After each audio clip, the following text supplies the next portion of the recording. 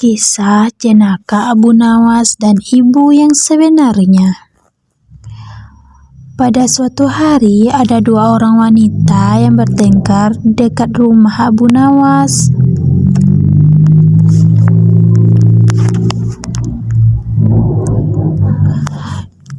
Dua wanita itu saling berteriak dan menyerang lawannya. Salah satu wanita itu menggendong seorang bayi. Keributan ini mengundang kerumunan warga. Warga pun ingin tahu apa penyebab pertengkaran mereka. Ternyata dua wanita itu sedang memperebutkan bayi yang sedang digendong oleh salah satu di antara mereka. Keduanya mengaku sebagai ibu dari bayi itu. Pertengkaran ini tak bisa dilerai karena tidak ada penyelesaiannya. Kasus perebutan bayi ini akhirnya diserahkan kepada hakim. Namun, hakim mengalami kesulitan untuk memutuskan wanita mana yang merupakan ibu dari bayi itu. Dua wanita itu sama-sama bersikeras bahwa bayi itu adalah anaknya. Hakim itu akhirnya menghadap raja untuk meminta bantuan. Raja pun mencari cara untuk menentukan ibu bayi yang sebenarnya. Raja pun berbicara kepada dua wanita itu secara terpisah. Raja berbicara dengan cara yang sangat halus agar mereka mengaku. Namun, cara yang ditempuh raja tidak membuahkan hasil apa-apa. Kedua wanita itu justru semakin mati-matian mengaku sebagai ibu dari bayi itu. Raja hampir berputus asa. Masalah ini harus segera diputuskan karena menyangkut nasib seorang bayi. Raja lalu ingat Abu Nawas. Selama ini Raja sering meminta bantuan Abu Nawas untuk memutuskan perkara yang sulit. Abu Nawas pun dipanggil ke istana untuk menghadap sang raja. Sang raja menceritakan peristiwa yang terjadi. Raja meminta Abu Nawas untuk menyelesaikan masalahnya.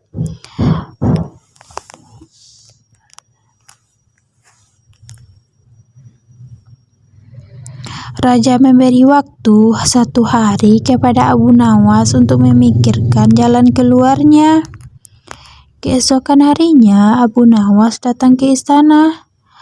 Raja pun mengundang dua wanita yang berebut bayi.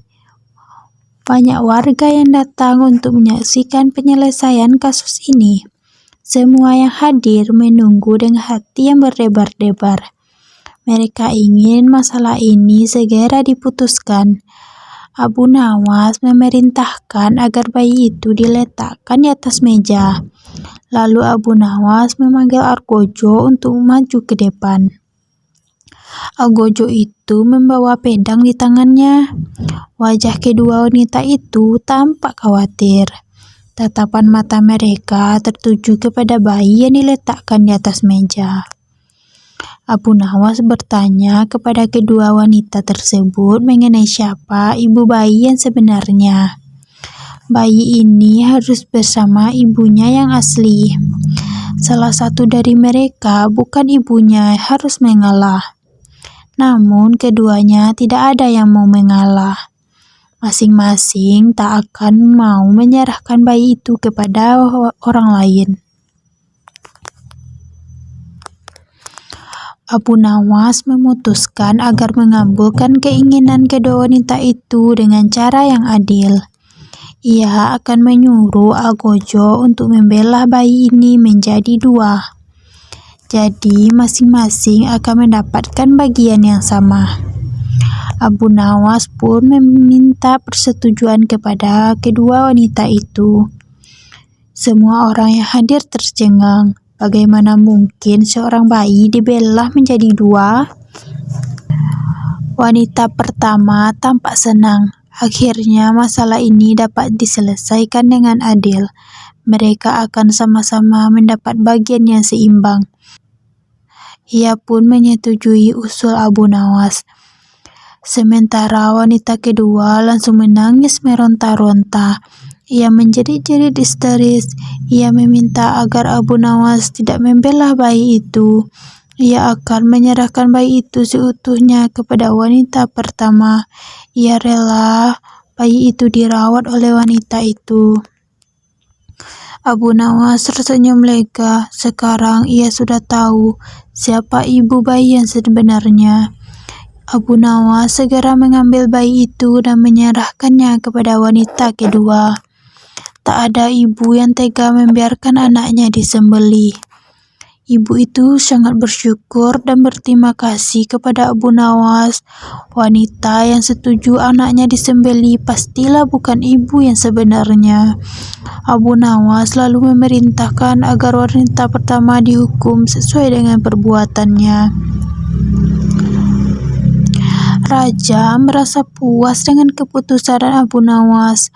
Warga yang ikut menyaksikan kejadian itu pun gembira karena bayi itu sudah kembali kepada ibunya.